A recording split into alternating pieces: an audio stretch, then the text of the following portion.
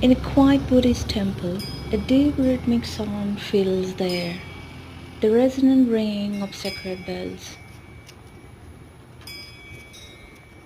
In Buddhist monasteries, especially in Tibetan traditions, devotees walk clockwise around prayer wheels, often with prayer beads in hand.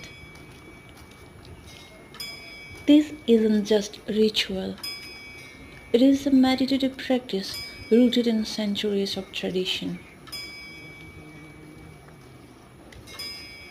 The mantras inside the wheels, Om Mani Padme Hum, are believed to purify negative karma and bring blessings to all beings. A simple mantra, yet within it lies profound depth of compassion, wisdom, and enlightened heart Buddhism.